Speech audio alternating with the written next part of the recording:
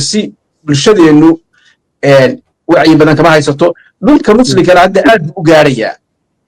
oo maghrib iyo sacuudiga iyo dhulalkan kale ee Morocco iyo Algeria iyo waa meelaha haddeertu aad ugu sii fidayo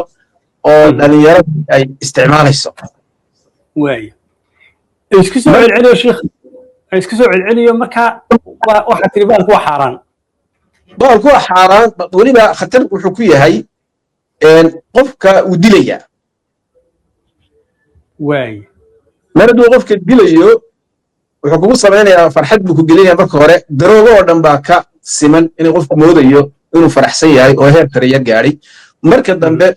waxyaabaha xitaa kani khamriga xitaa wax yaraada waxyaabaha ku khatarsan yahay waxa weeyaan qofka sibtiyar buu u bedelayaa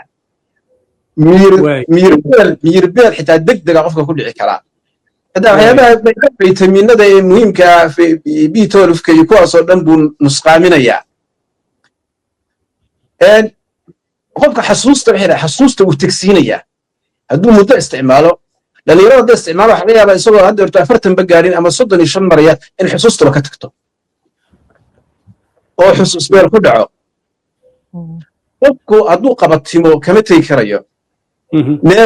neerfaha iyo maskaxda dhibaato aad u weyn buu gaarsiiyaa waxaasoo dhan markaan eegno khamriga waa ka khatarsan yahay iminka waa looga qaylinayaa jarmalkoo kale iminka aad waxay u soo saareen iskuullada dhan iyo dhalinyarada dhan in laga wacyigeliyo aadna loo kantaroolo si aan dhalinyaradu si fudud ugu iibsan markay arkeen khataraha uu yahay marka